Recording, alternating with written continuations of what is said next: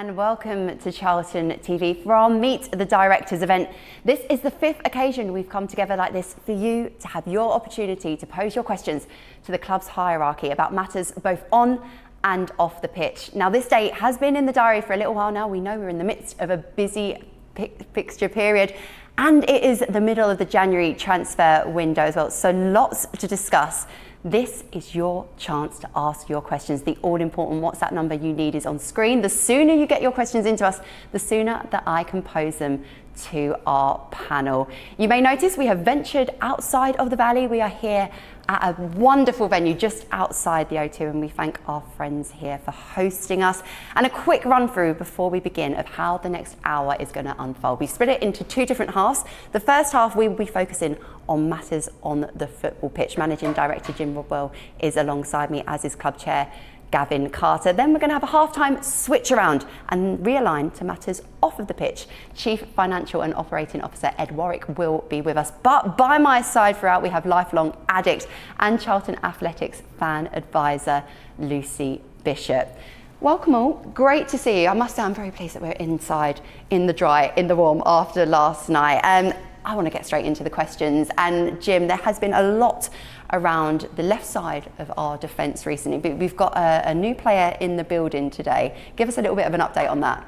Yeah, it was nice to get somebody in. It's Luke was always our number one choice. It's been a problem this season for us, admittedly. We went into the season slightly concerned that we were weak in that we didn't have the strength in depth in that particular position. We probably had in other positions, and lo and behold, it is sod's law that we get this highly significant injury to Josh, which is desperately important for him and desperately important for us. And it's been difficult ever since. There is not a whole load of left wing backs out there that you can go and sign that make us noticeably better. Luke was always our first choice, and we're delighted to get him in the building today. It's been quite a drawn out process, but only in as much as Luke has had injury issues. He's back now, he's fit, but there are certain markers that he needed to hit before, understandably, Liverpool would let him out. It's been a really good experience actually working with Liverpool. It's a masterclass from Liverpool really about how you should manage your players when you're letting your players go out on loan. Long since is it the fact that a player would just turn up and you'd agree a deal with them and they would get on with it. I mean, Liverpool have really, culturally it's been very interesting how that's all come together, and the level of care that they've shown in their player, and the fact that they wanted a club. Luke had lots of options in the Championship to go and play at, and it's been a very worthwhile exercise, I'm sure. But now we're looking forward to just getting going with them. Yeah, because it's interesting to note in the past we've spoken about dipping into that loan market only when it's right, and it was notable, of course, the Premier League champions loaning us a player like that. I think Nathan might have alluded to it yesterday, though, about Josh and his injury and having a bit of a setback. Can you provide us with any more clarity or update on that? His injury, it was an impact injury. Anybody that was the Valley that day saw it. It was a nasty injury. It hasn't quite healed the way that we would have wanted it to do so. And he's had a bit of a setback, and it's unlikely that Josh will play for us again this season. But he'll be back in pre-season. He'll be back better than you, raring to go for next year. Good. Okay, let's move on to some questions that have come in already, thick and fast on WhatsApp. James from Chatham asks, how worried about relegation are the American ownership? Is that one for me? I mean, you can ask me personally. From the minute we get promoted, I worry about relegation. If we were second in the league on 49 points, I'd be worried about getting relegated. It's your job to stay focused on these things, and you've got to get to that mathematical point where you cannot get relegated. That is your first marker. Whether that's 50, it could be 48 points, could be 52 points. But 50 points is always that mythical number that tends to, but there are no guarantees, that will get you safe. And that is the first marker we have to hit. So it keeps me awake at night, but it did before the season started, and it will until it's achieved, because that's the job. Absolutely. And Gavin, building on that, Connor's asked, do you still have faith in Nathan Jones and the job that he's doing? Yeah, I mean, absolutely. Just going back to the wide question, there were 23 teams that finished above us last year that we're competing with now. It would be foolish not to be concerned about the prospect, but we are currently 18th in the league, and we feel good about that. Absolutely. Can I just probe a little bit on that point around Nathan Jones? And you said, you're still 100% confident. At what point, what set of circumstances, what is the threshold for you to review that? Look, I mean, at the moment we're above our KPI, our sporting KPI. Can you just put that in layman's terms for people watching at home? Points per game, points per game. And we haven't come out and publicly said that. We have probably the third lowest budget in the league. For sure. We expect to outperform that. We never expected to be in the top half competing for promotion. So we're happy with the job which is being done. We think that a lot of areas are being developed. I don't think we've never discussed. Well, it's never been a topic for discussion at all. And if you look back really to, we were in darker days last December. In League One, and it's not even a consideration. I see how hard Nathan, his coaching staff, how hard they work every day. We're in a big league now. We're in a big league. We're playing with people with far bigger financial resources than we are. We were decimated by injuries, quite frankly, after the Swansea game. That was the thing that slightly derailed us. We had a better start than we thought we could have even wished for. And then we got decimated by injuries, and it's very difficult to do anything about, to be honest with you. Most of it to defenders, a lot of it on the left-hand side. So, that doesn't help, and then you get into that rut, and you've got to fight your way back out of it. And that's just, the cycle of what goes on at the moment. So, we're perfectly happy with, the way that the manager and our coaching staff, the way that they work, the way they operate, and that's what the owners are doing at the moment. They're looking to support them through this transfer window.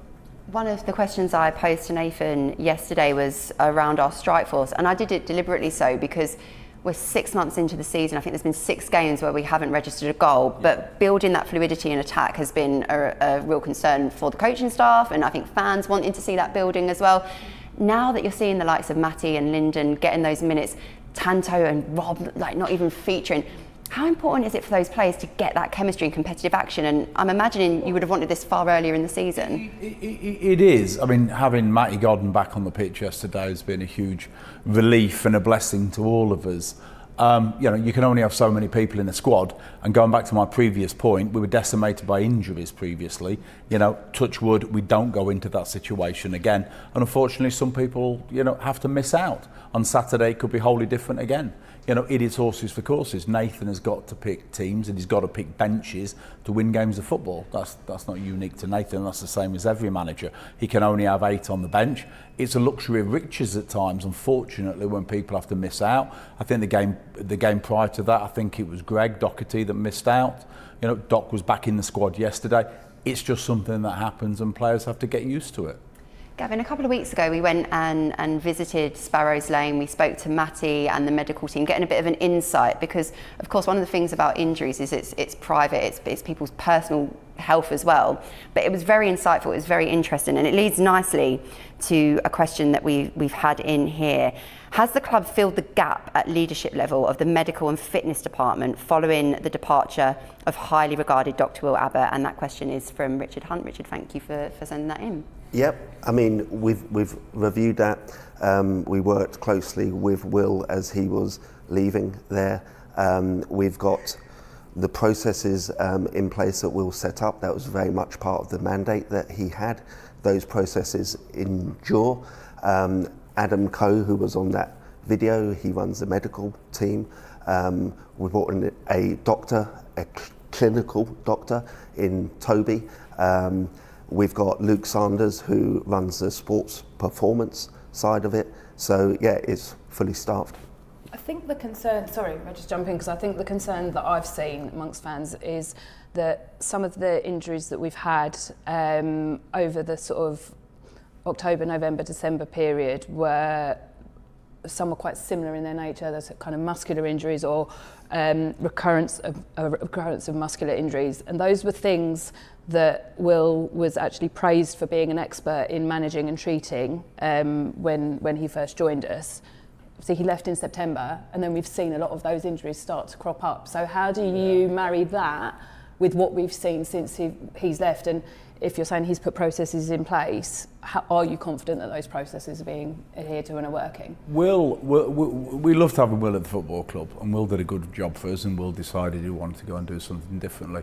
It's actually wrong to say that Will was managing injuries, because that was never Will's job. Okay. Will's job isn't managing injuries, that is the job of Adam Coe, etc. One of the other things that we get measured on month by month is player availability.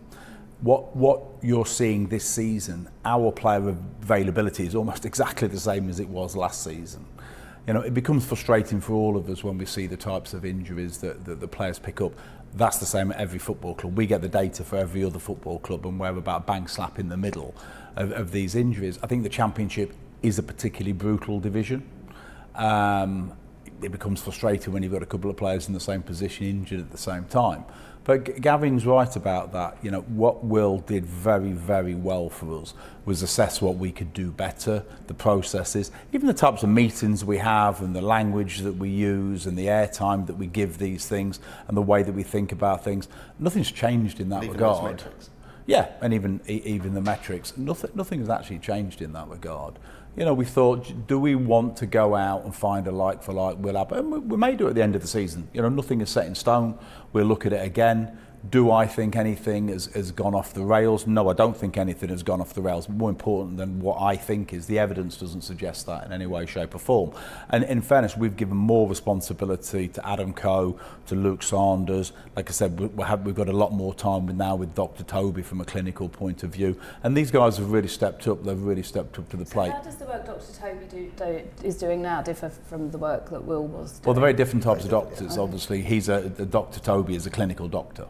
So he's more of a, you know, he has his sporting qualifications in terms of the things that they need. Toby is the guy that you see running onto the pitch, often with Adam or sometimes with Asher. So their jobs are very different. Will's was obviously because he's got a PhD in a particularly specialist subject.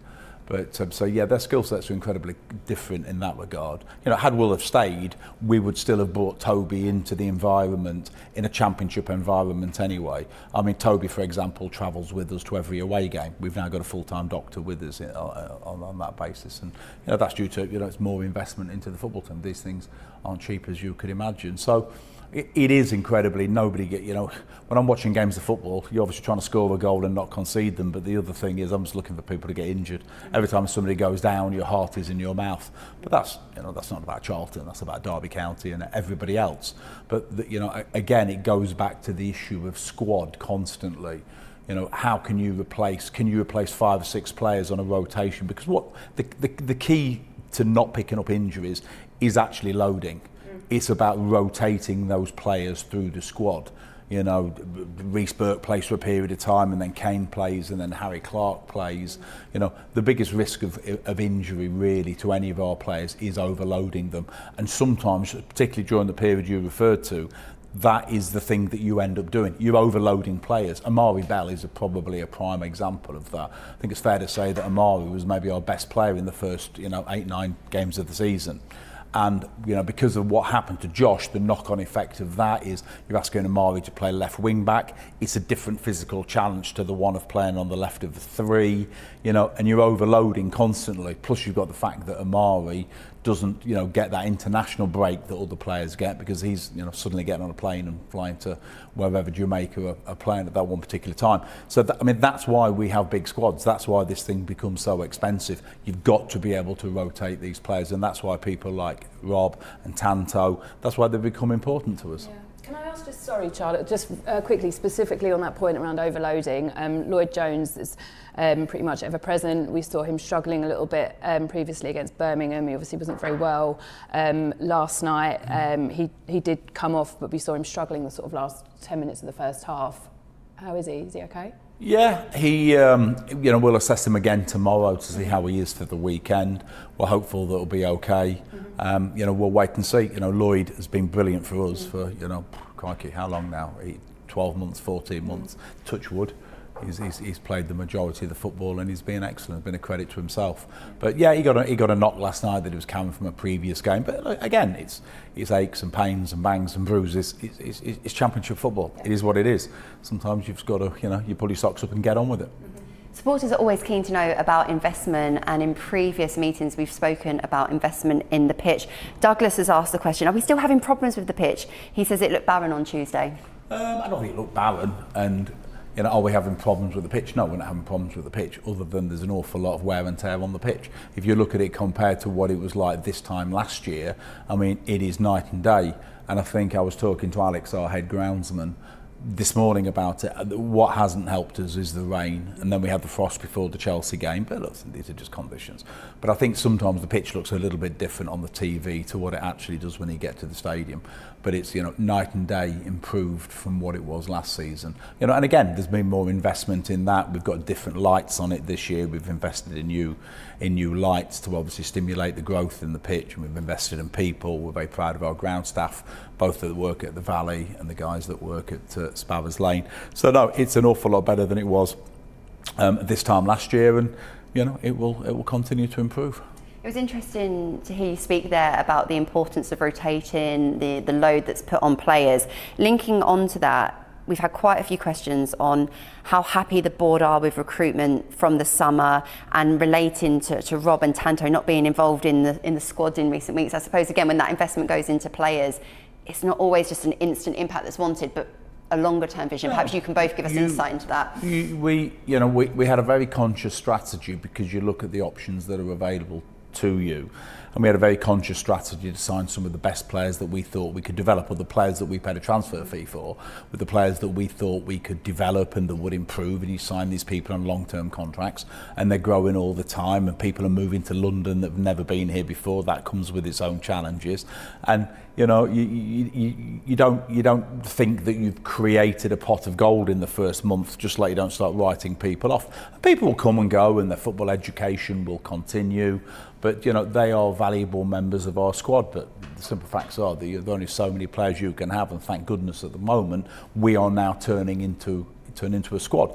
And this it's a good problem. It's a positive problem for Nathan to have, when he's actually got almost too many players. A month ago, it was a different thing altogether in that regard. So all these players are desperately important to us, and nobody's I suppose you're a footballer, you get judged every time you go out on the pitch, but in a more sort of holistic, scientific way, I think we've got to judge our players in a different way. These are Rob Apter in particular is a very young guy, and we've got high hopes for him, and we'll see where he develops. I think the sort of main talking point for the fans on that is that window was described as a near perfect window by the manager.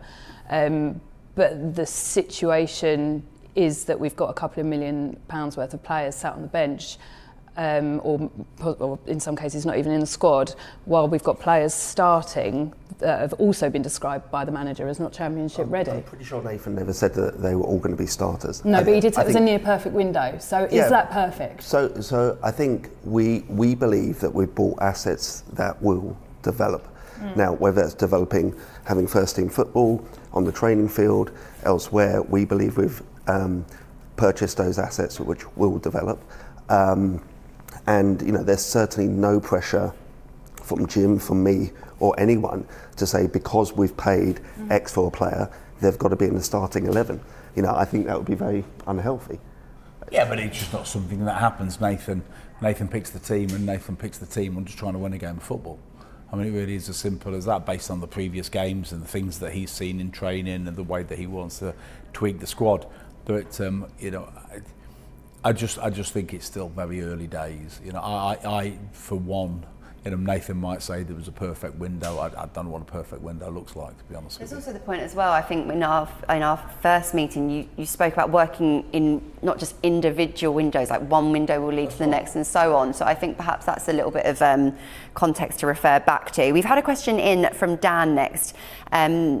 Gavin, can you explain the football structure? Is Jim's remit of overseeing football operations largely restricted to budget management and contract negotiations? Who's responsible for recruitment strategy, execution? Is that normally led by a director of football? I mean, sporting director. I feel like this is a conversation going on quite widely in football at the moment, but can you give some clarity on what our structure is like? Jim runs everything football. Everything football leads into Jim. So that is recruitment. That is, the sports performance that we talked about. It's the medical, it's the women's team, it's the men's team, it's the academy. that all reports directly into Jim. Jim does a few other things as well that a director of football perhaps typically wouldn't do. You know, Jim represents us with the EFL. You know, you sit on the what is it? I'm the alternate director on the board of the EFL for the Championship. So that if somebody helps us. doesn't turn up, I get subbed on. So that helps us with the very close relationship We'll that we have with the EFL. You know, Jim is also doing a lot with the WSL, you know, as that reforms. But no, everything football reports directly into Jim. And we've got Jim here for the next 10 minutes or so. So all your football related questions, message us on WhatsApp. The number will be coming up on your screen. They are coming through thick and fast. We've had a question from Sam from Cast. Are we actively scouting abroad, or is the club focused on UK-based players? No, we are actively scouting the world, to be perfectly honest with you. We absolutely are. We would be crazy to, you know, cut these things off. We've actually had a meeting today to talk about that. But no, our head of recruitment, Phil Chappell, where has he just come back from? He was in Turkey last week. I think he was in Japan a couple of weeks prior to that. Phil gets on planes all over the place with his rucksack.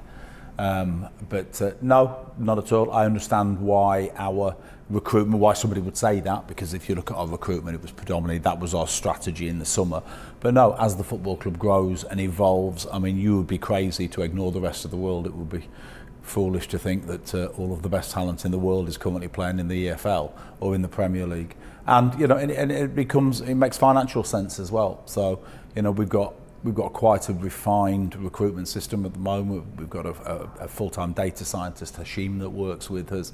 So we have processes, we're building out our own systems, but I think I've been on record previously as saying these things do take a bit of time.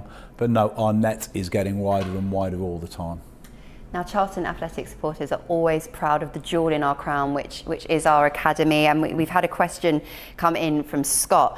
Asks if we're considering selling Mika Mabik given the sizable reported interest from Brighton. So this is a news story in the week reported by the Athletic David Ornstein that the club have reportedly turned down offers for Mika. What's your stance? One of our very conscious strategies that's worked for us quite well this season, by and large, is obviously loaning out our players to get experience.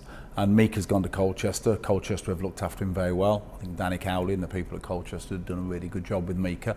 And, you know, at the moment it is a loan that is working. And the fact that we have interest in our young players is a wonderful thing. I mean, you know, if you've got, you know, I'm not going to particularly comment on, you know, who's bid what and done what for whom. But I think what is important to understand is nobody will leave Charlton unless the deal suits Charlton. And our owners are very clear about that as well. There is no pressure to sell our assets. And listen, there is always a number that somebody could offer you for one of your players and you go, crikey, let's get in the car, let's go. But, you know, we have not been anywhere near that point. And, you know, what would we hope for with Mika? That Mika is in the first team at Charlton Athletic in the Championship scoring goals for us. That's where the real value is in terms of finance, but the real value is in winning games of football, scoring goals, having a homegrown goal scorer. So no, we're really pleased with the job. You know, he's having a good season. We're really pleased with the job that he's doing. Daniel Cano at Walsall as well is doing incredibly well. So, you know, we're thrilled. You know, it is a strategy that we were very, you know, we picked the clubs. You've got Nathan at Wimbledon as well. We tried to pick the clubs in the right way. You know, we're learning off clubs like Liverpool. Want to hark back to my previous comment about culture. You know, you don't just say, well, okay, they'll pay the money, you go there. You know, for example, Nathan at Wimbledon with Johnny Jackson, we know that Nathan is going to be treated properly and coached properly and looked after. And, you know, we have a coach within our building, our PDP coach, David Hussey, and a large part of his job remit is about constantly monitoring our loan players. They don't just go out on loan and they're forgotten about until the next transfer window. Every week they're having meetings, they're going through their clips, we're looking at their data. This is done with them constantly. Every time they play football, we get the reports on these people. So this isn't a case of, you know, you're out of sight, out of mind. We have a responsibility to these players and a financial investment in them as well. So they are monitored constantly. This is part of a very conscious strategy. Gavin, you mentioned earlier that the club has the third lowest playing budget in the division. Richard wants to know, with our wealthy owners, why is that the case? Why do we have one of the smallest budgets? Well, as I said, there were 23 teams ahead of us last year, so we came in with the lowest budget. We've moved that budget up significantly. We've invested a lot of money in the summer. You want to keep the balance in the squad. So, if we start bringing players in that are sort of top quartile players, how does that chemistry work with the rest of the squad? We do have a plan over the next 3 to 5 years to build a squad that is more towards the second quartile, but that takes this multi-window strategy to do that. We could have spent 10 million on a single player and paid £40,000 a week for that player. That wasn't the strategy that we went down. Obviously, that's full of risk and other stuff. So, we've been very deliberate and I think sensible about this. And the other thing that I've said before, and I know not everybody likes this, but we're doing things in a sustainable way. If we go out and suddenly we're spending, 30,000, 40,000 on our, or 40 million on our squad a year, our losses are going to grow from, they're going to be 13, 14 million this year, all the way up to, 40, 50 million.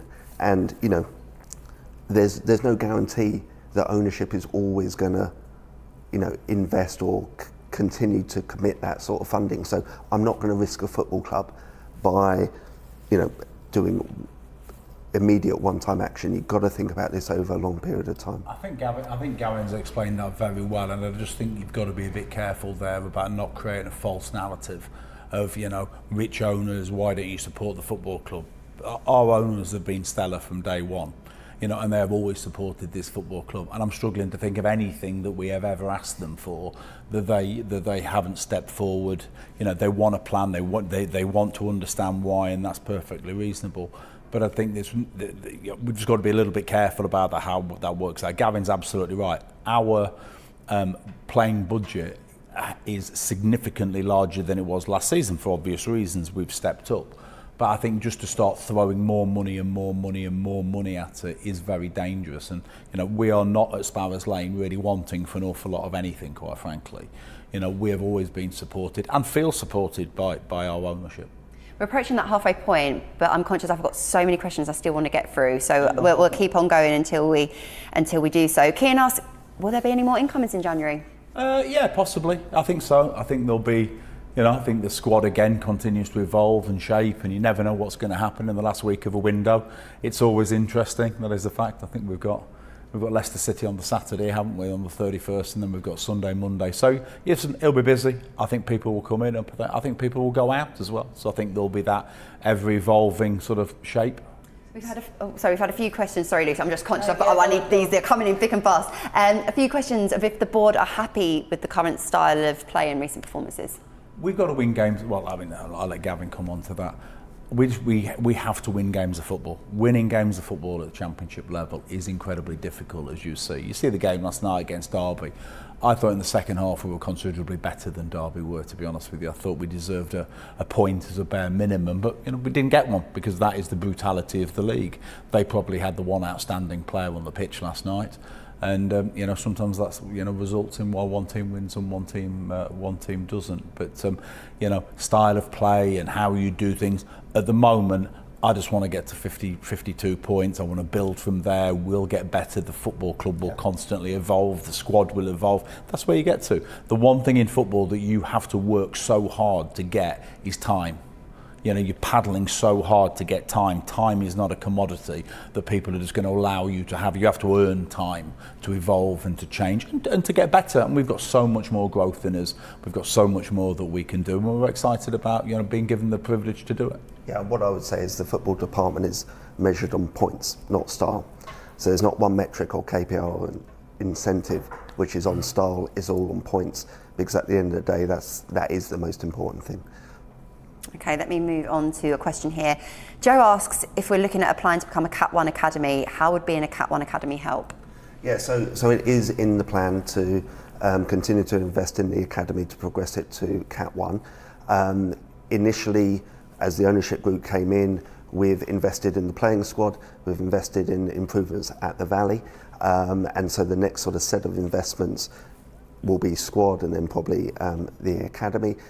Why it helps is it allows us to attract better quality youth to the academy, but also importantly increases the amount of compensation we can get from clubs where our academy players basically choose to leave our academy for their academy. So when you're losing from Cat 2 to Cat 1, it sort of sets compensation levels. If we're a Cat 1 academy and a player moves to another Cat 1 academy, we will get a higher level of compensation. So it's an area which has a positive return on investment, which is much easier to sort of predict and plan for than it is in some other investments that we could make.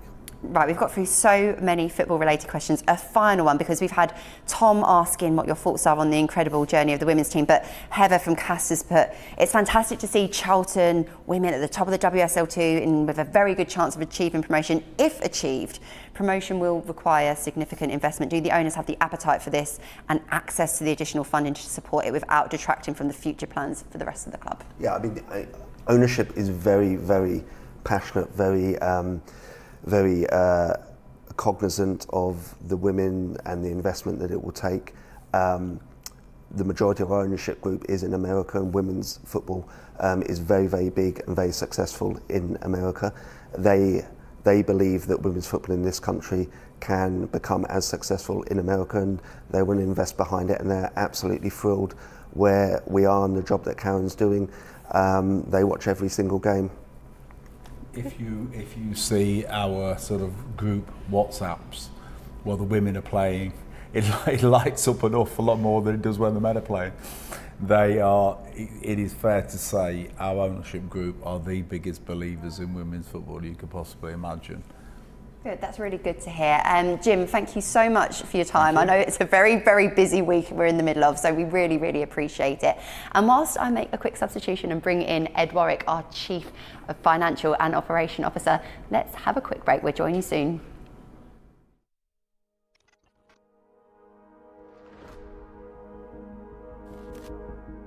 I'm over the moon. I know how much the fans are passionate about the club. Having spoke to the manager and his ambitions, it was a no-brainer for me. Passionate, brave, strong on the ball. Win as many games as possible, get as many points. Hopefully a few goals and assists on the way. Can't wait to get started. Each and every match day here at the Valley, at half-time we enjoy the Valley Gold Crossbar Challenge, where members get the opportunity to hit that bar for a cash prize. The total goes up £500 each and every match day. The prize tonight is £15,000. Can Doug, alongside his boy, hit the bar? It's not very far. Let's go and see if he does it.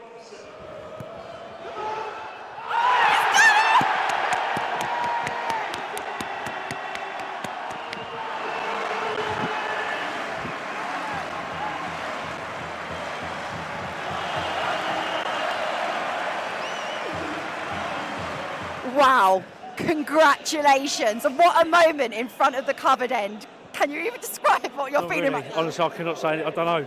Overwhelmed. How much have you been practicing? I haven't. I literally went to the training ground the other day. I had about 25 shots, hit it 3 times. First couple of times just went flying wide. God knows how I've done that today.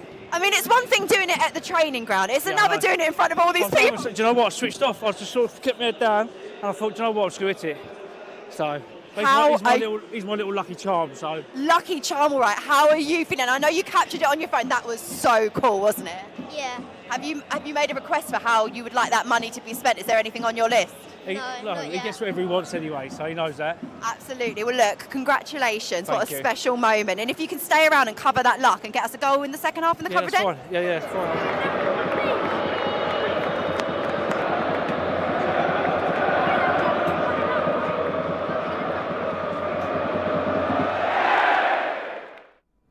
Thank you for sticking around with us. Thank you for sending in so many brilliant questions. A reminder of the all-important WhatsApp number. It will show up on your screen shortly. Do get in contact because we now have the club's Chief Operations and Finance Officer, Ed Warwick, joining us. We're going to turn our attentions to matters off of the pitch. And Ed, we have had a lot of questions just asking what the situation is with our pursuit of appointing a CEO.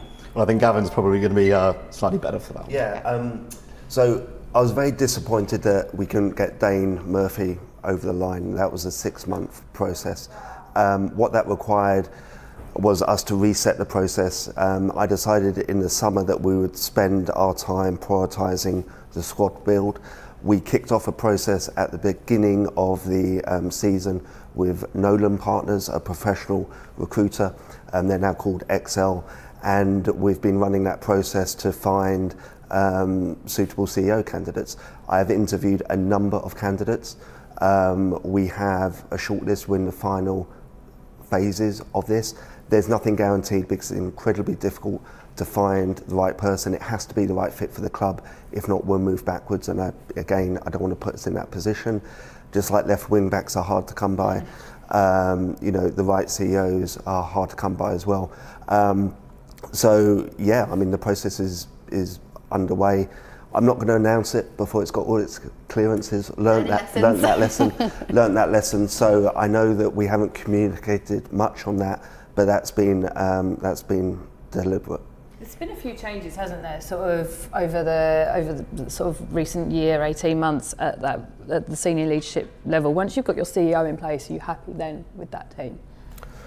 Yeah, there's no other executive positions that are on the plan to recruit for. I think, as we continue to progress, we will need more resources.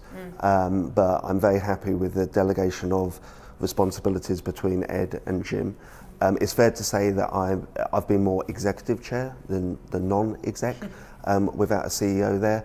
I'm a CEO in my day job, and I know what that requires in terms of setting structures and processes, making sure everybody's got job descriptions, the right incentive plans, that there's clear lines of responsibility. That's all been in place.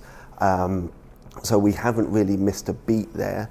I know there's some chatter out there that if we had a CEO, they'd find a left wing back or they would assign that player. This is not the way it works. And it's certainly not the way it's going to work with the CEO that we're going to appoint. Jim runs the recruitment. He will make the footballing decisions, supported by a CEO. When we get a CEO, they're going to sort of accelerate things on the commercial side. I think our commercial revenues are 40% year over year higher.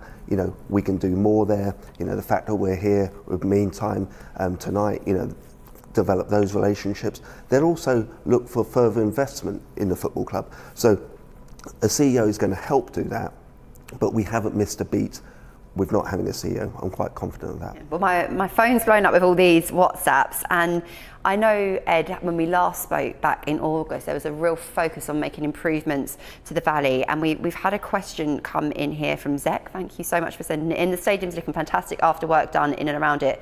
Are there any plans for future works to continue these improvements around the Valley?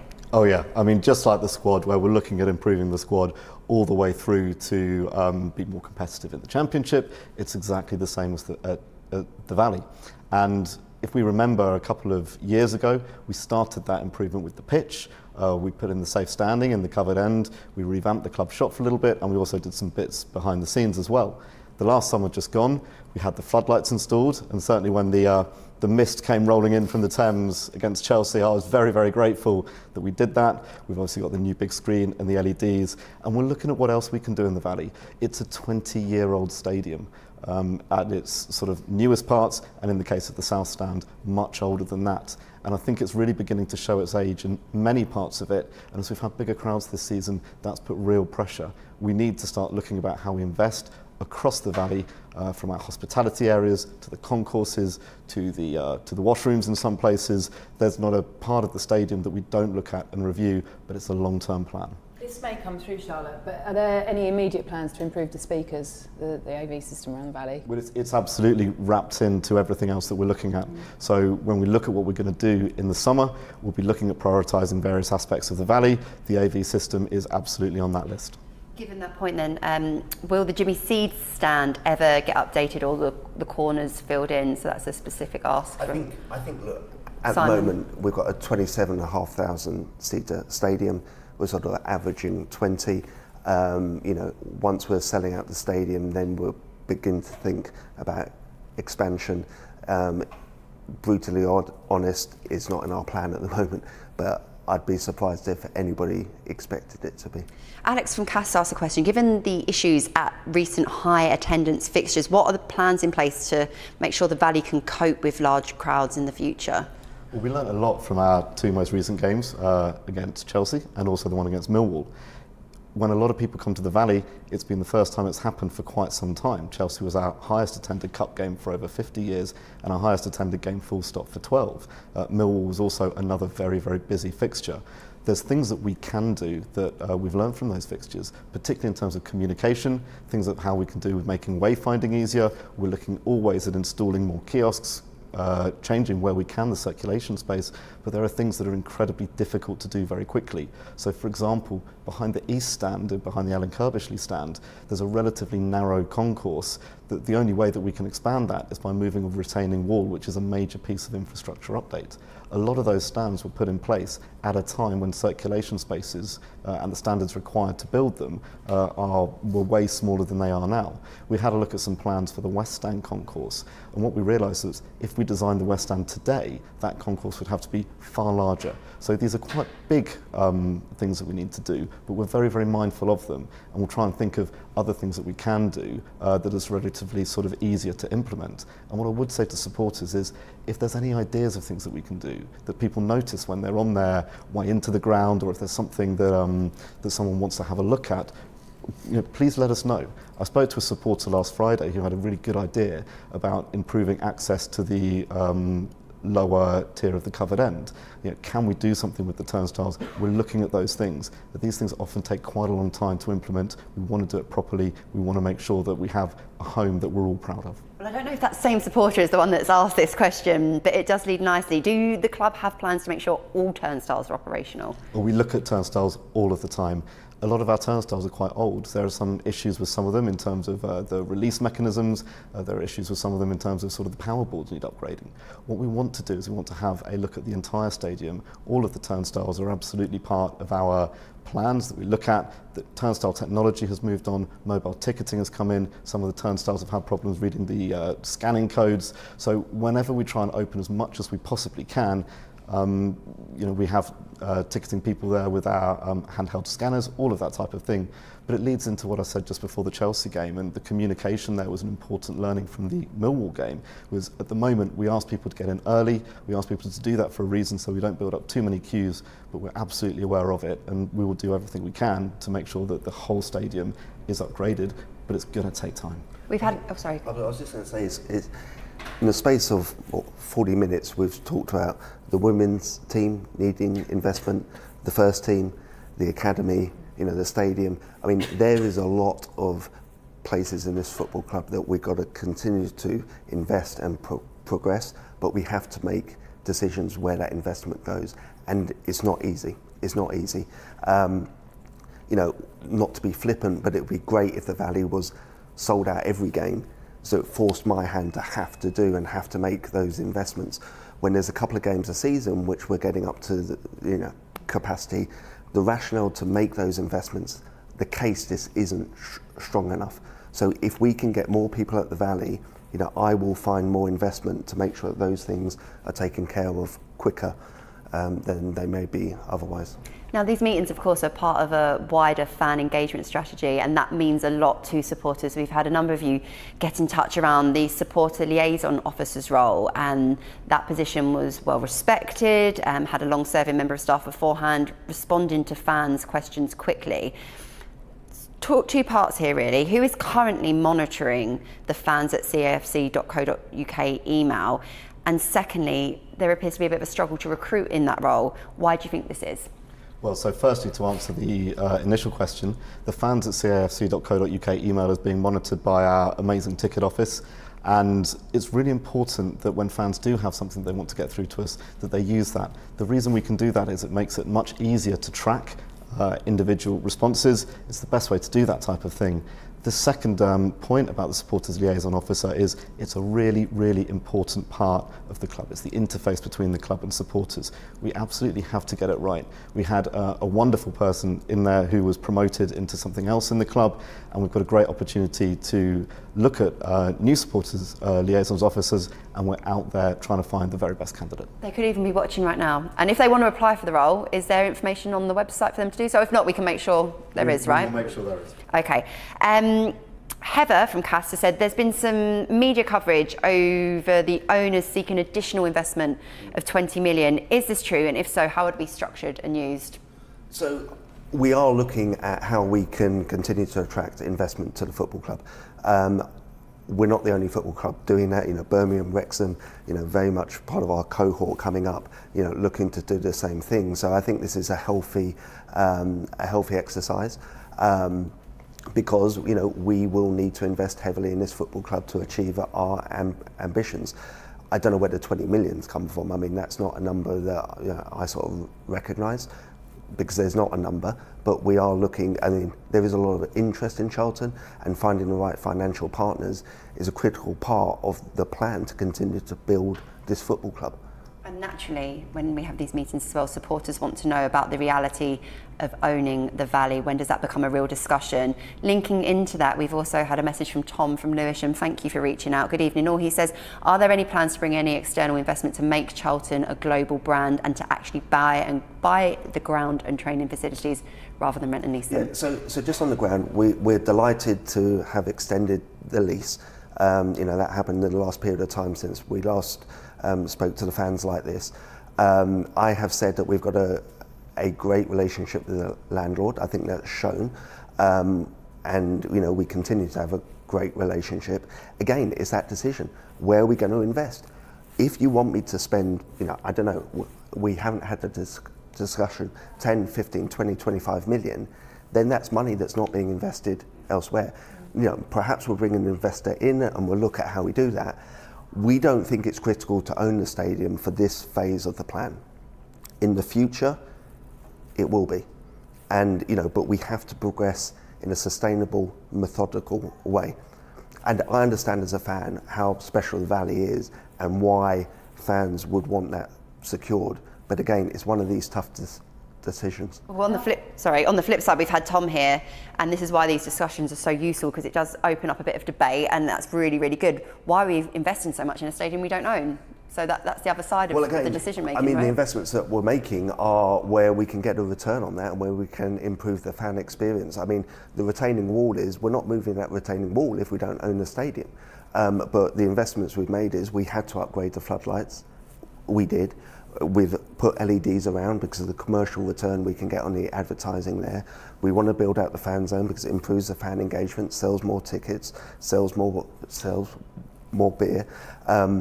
So the investments we're making, the pitch, another one, we want the pitch to be the best possible pitch to get the best sporting performance. The investments we're making are where we can get a return. We're not going to fill in the corners of the Jimmy Seed without owning the stadium. But that is one of the challenges, but we don't need to do that right now. Is there any scenario in the plan where we leave the Valley? Not at the moment. I think the long term, my ambition for the football club is to be the fourth biggest club in London. Can we do that in 27,500 seater stadium? No. Do I think we're going to become the fourth biggest, tomorrow in the next 5 years? No. So, looking to develop the stadium or move away from the Valley, isn't something that anybody has worked on. Okay. Bob has asked, have the club had any interest in the advertised stadium or naming rights? Yeah, very much. So we have a new commercial director in Alice who's built up a new commercial team, and a really big focus of what she's doing is to improve our sponsorship.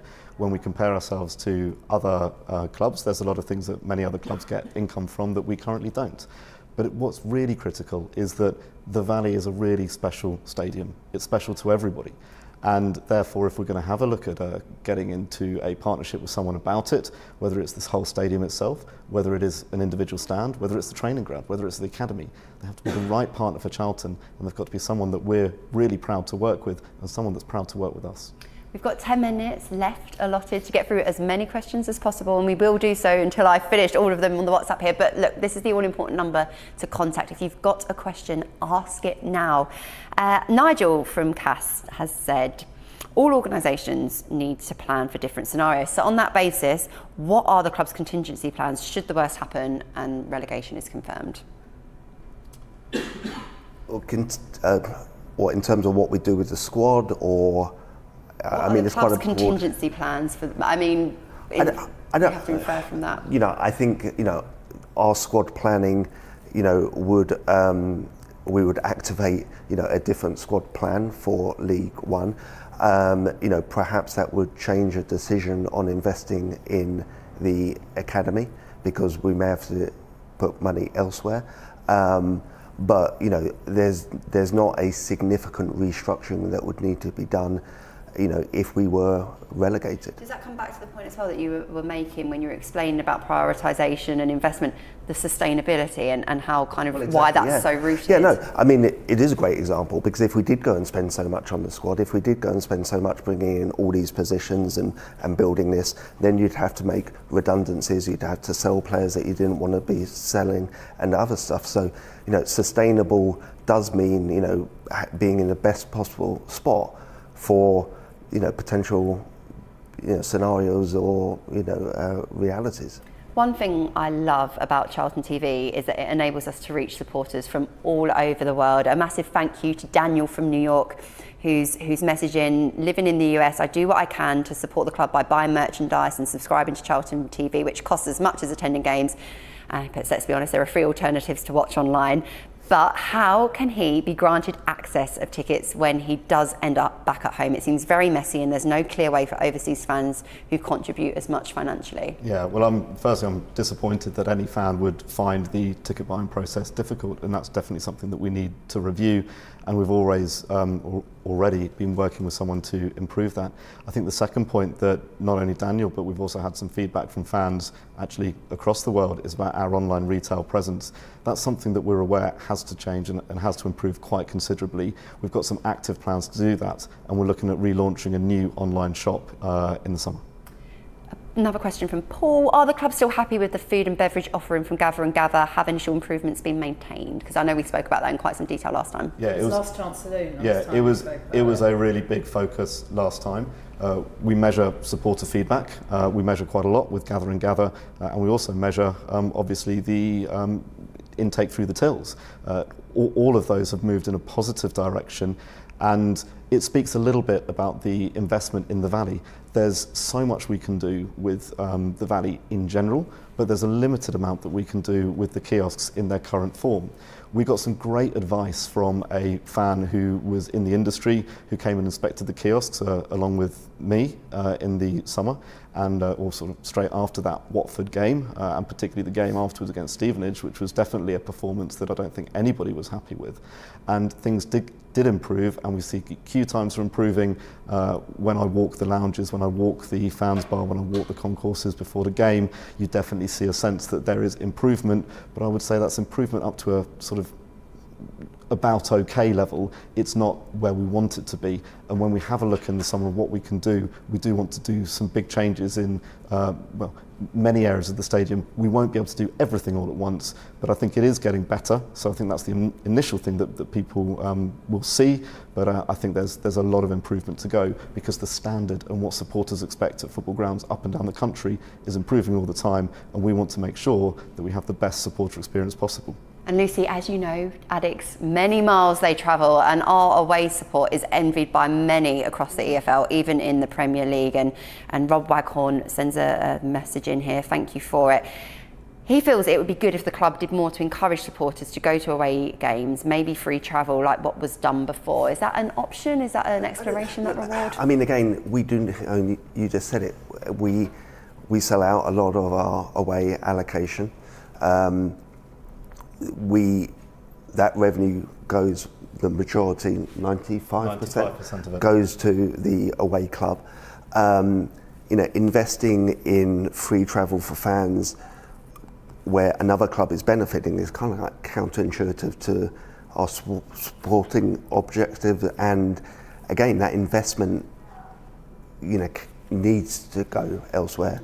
So yeah. I think as well, just on away games, obviously we're away on Saturday. Could you just explain how it works operationally? How are you working with the opposition club? How are you working with the Met Police to make sure that the travelling fans, albeit we're only going a couple of miles down the road, have the best experience possible in that scenario? Yeah, particularly for fixtures like Saturdays, we work very, very closely with the other club, and we're working very closely with the Metropolitan Police. Quite a lot of away supporters at Millwall are kept in after the game. We've made some very strong representations to the Metropolitan Police that we'd rather that did not happen.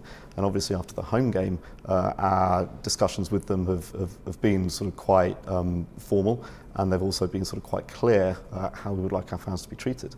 The advice that we've had from the police is that whilst there are no plans to keep fans behind the game, there's likely, because it's such a busy fixture, it's a sold-out fixture, it may be that there may be some delays in exiting the stadium, and also there will be a queuing system at South Bermondsey Station. But in terms of a formal holdback, that's not something they're planning on doing.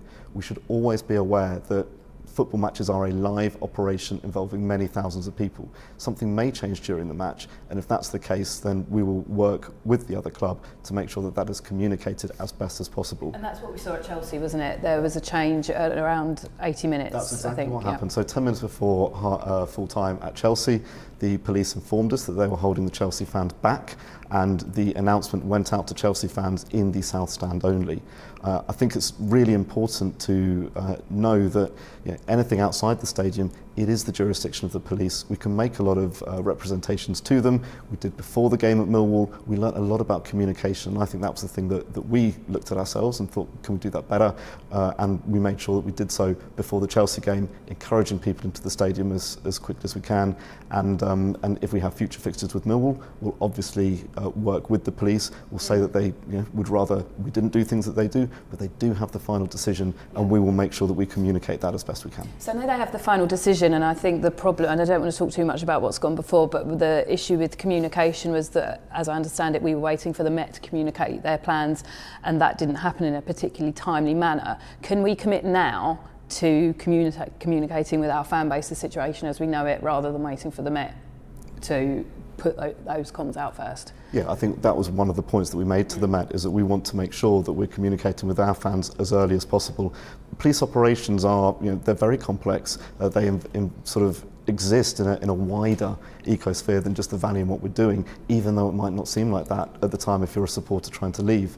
So we made it very clear to the police that gave us a lot of problems that day, and we don't want to see that repeated. And if it really does come down to it, then that's exactly what we'll do in terms of the communication with our fans.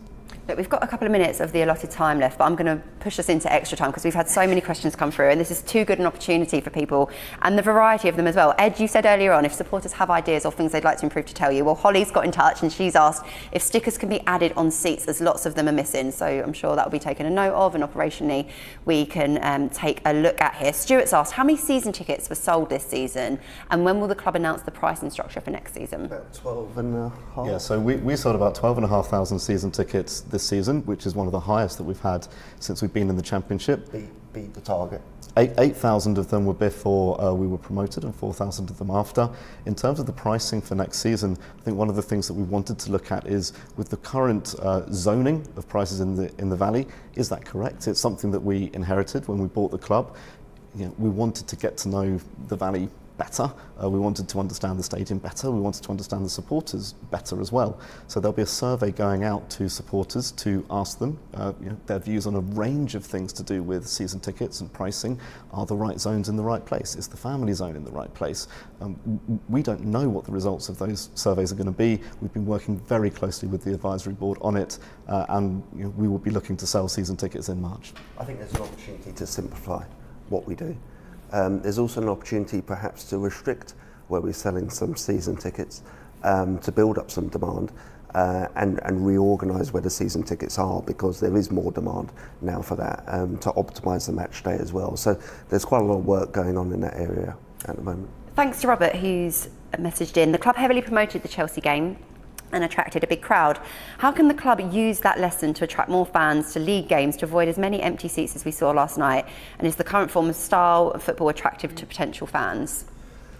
Yeah, so in terms of the fans that came to Chelsea, it was just brilliant to see a packed out Valley. I love it, whether it's Chelsea, whether it's Millwall, whether it's Wickham. The Valley is a really, really special place when it's full. And obviously it's great for the revenue, but I just think for the atmosphere and the things that we can do, it is just a really wonderful place to watch football. We want as many fans to come to the Valley as we possibly can do. In terms of the marketing, one of the functions that was very, very badly under-resourced when we took over the club 2.5 years ago was the marketing department, the data capture. We're working really hard to do that. We're in the latter stages of appointing a head of marketing for the first time. We're getting as much assistance as we possibly can do. For the Wrexham game, we won a football marketing business award for the job that we did. So we look at the fans that came, we can target email promotions to them, we can do various things with out of home, and it doesn't just stop with the men's team. We've got a phenomenally successful women's team.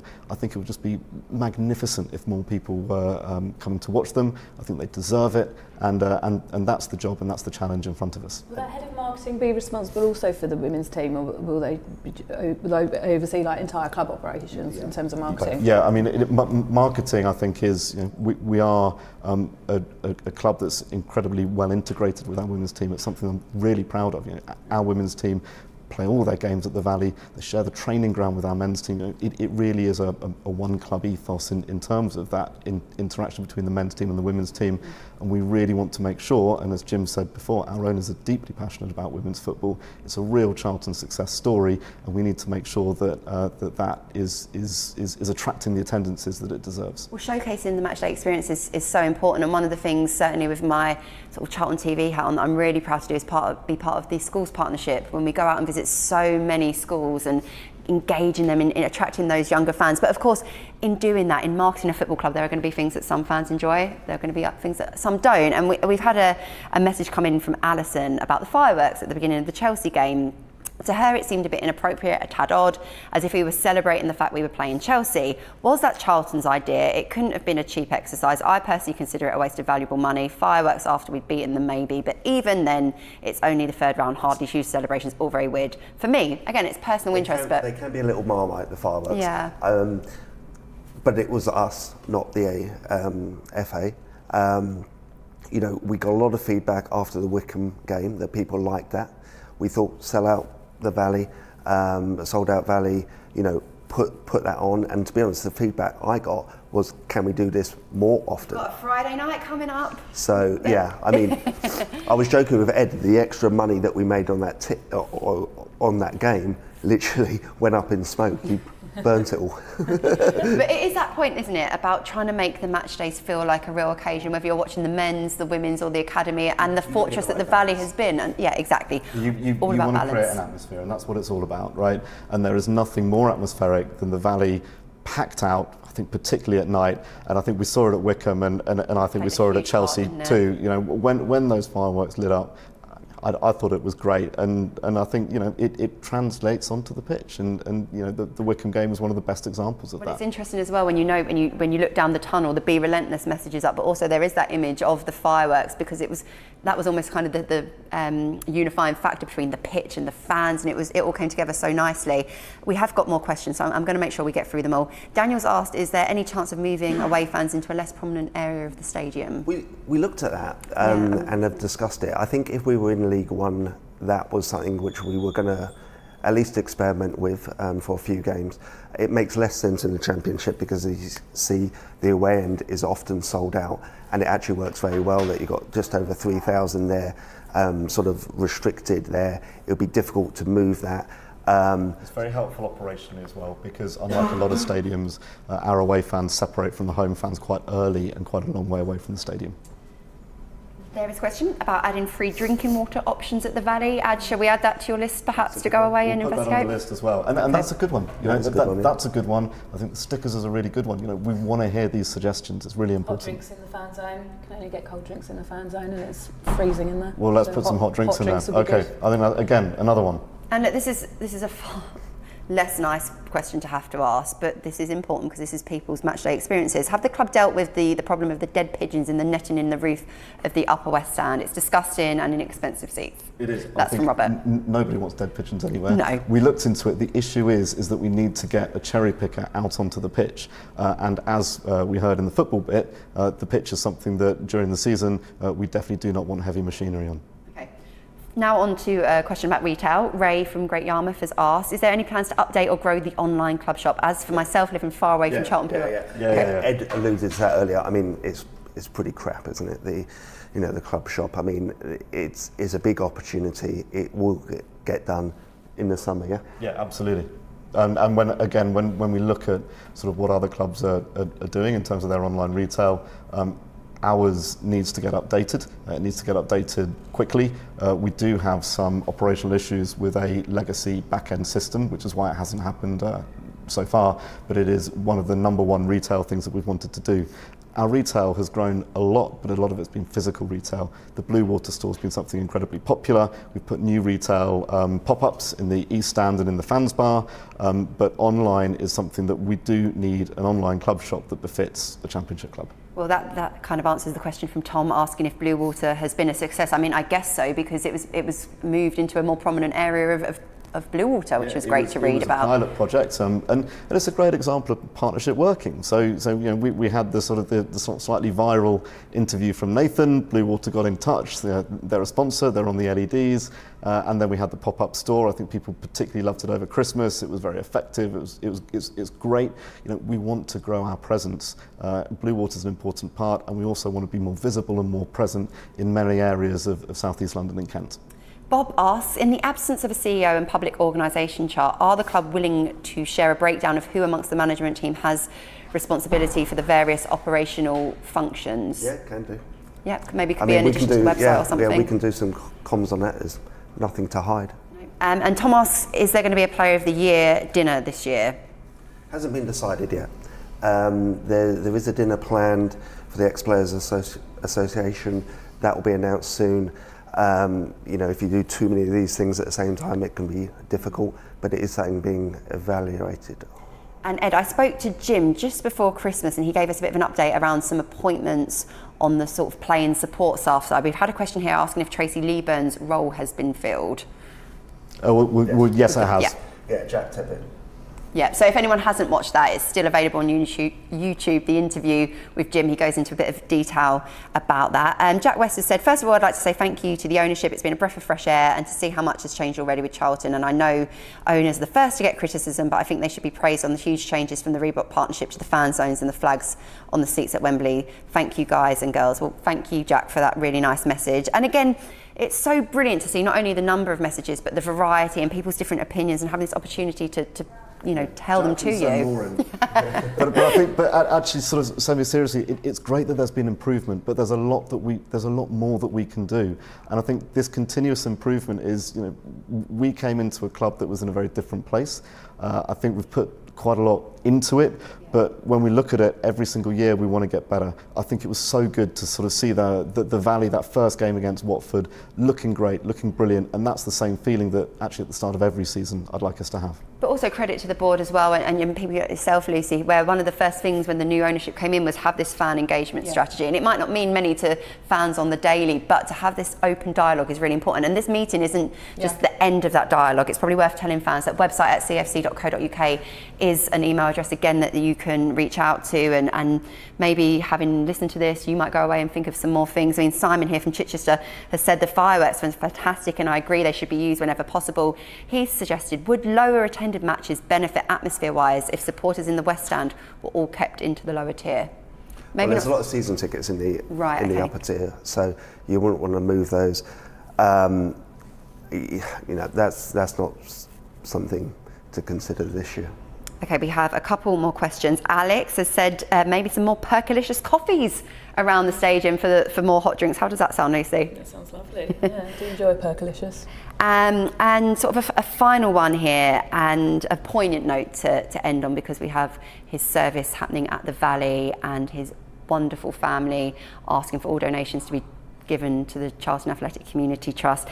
Tom asks about the development for plans for us to honour Norman Barker. Yeah, so we have the service next Wednesday at 11 o'clock at the Valley, and I'd like, it'd be great for as many people to be there. All the staff that'll be at the Valley that day will be there too.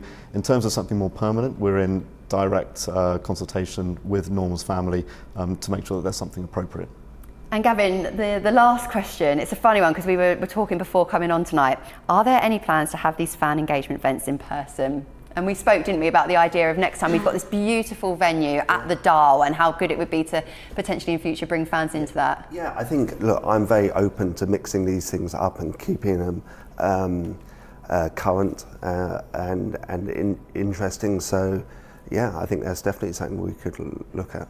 Well, look, in the meantime, thank you all for your time, each of you for being part of the panel, Jim earlier on as well. And thank you for tuning in, thank you for listening, thank you for taking part, and each and every supporter who has contributed a question tonight. We really do appreciate it. And thank you for your support through the highs and lows and everything in between. We focus now on a very busy weekend, a trip to the Den to battle for some more championship points before welcoming Newcastle United to the Valley as Karen Hills' side look to extend their unbeaten run at the top of the WSL2. These are the weekends that we really want to be a part of. So the final message is a very, very simple one.